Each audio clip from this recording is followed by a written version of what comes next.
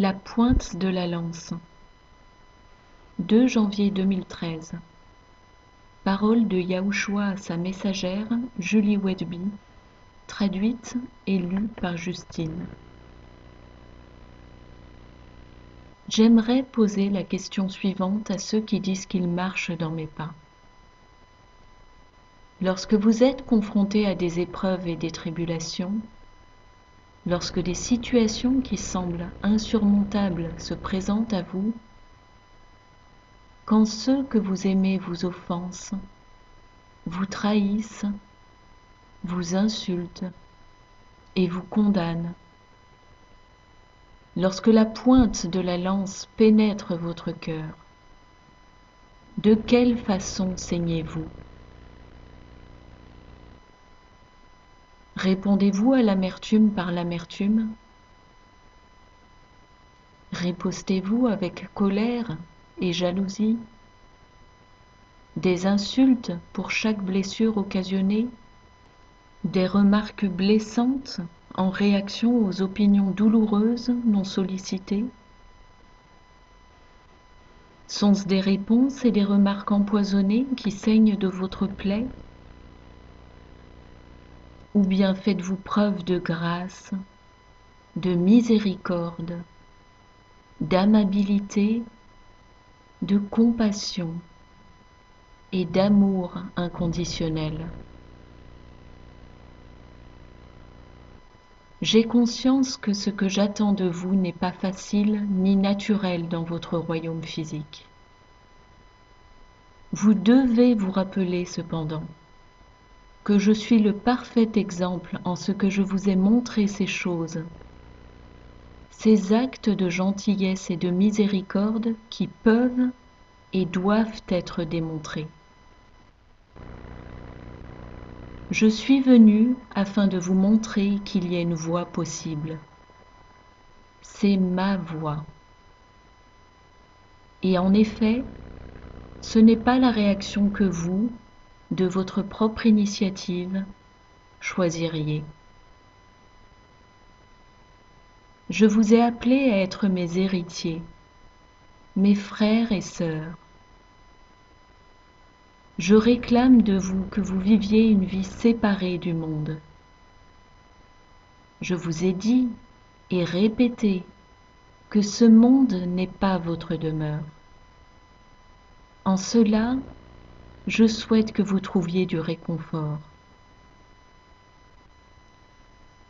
Quand vous répondez au mal par le mal, vous ne faites que perpétuer les ténèbres qui baignent ce monde. Je vous ai appelé à être mes lumières. Je vous ai appelé à être autrement différents. Je vous ai appelé à instaurer mon royaume sur cette terre. Montrez à ces âmes perdues qu'il y a de l'espoir, que tout n'est pas perdu. Bien souvent, vous êtes les seules lumières qu'ils verront jamais. Oui, j'ai permis à leur cœur de s'endurcir. Mais personne n'est hors de portée de ma miséricorde et de mon salut, sauf s'ils ont plaidé allégeance au malin. Si vous désirez vraiment marcher avec moi, et si vous avez prié pour être de mes disciples, alors ne priez pas des prières égoïstes. Priez la volonté du Père.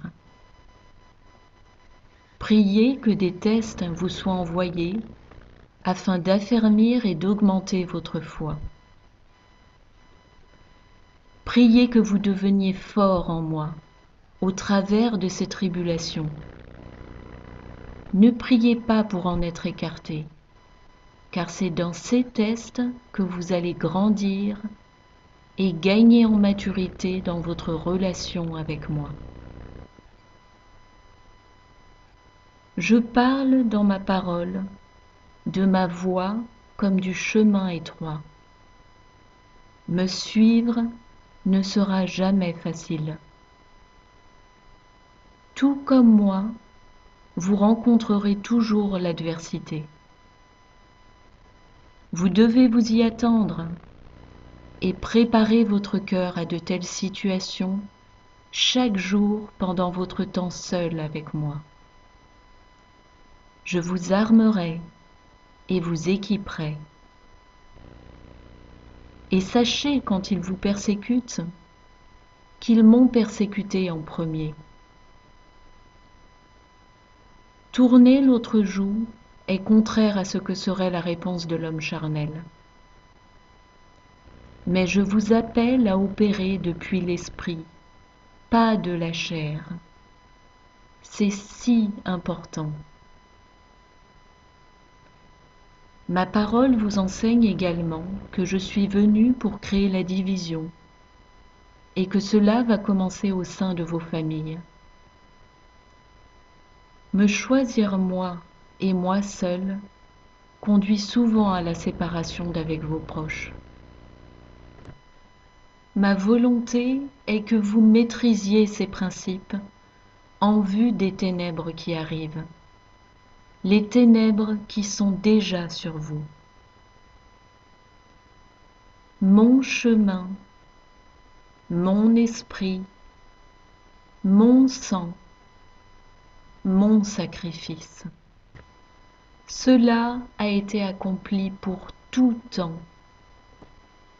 Réalisez cela et réalisez à quel point mon cœur a saigné un amour inconditionnel pour chacun d'entre vous. À la pointe de la lance saigne de l'amour. L'agneau qui fut mis à mort.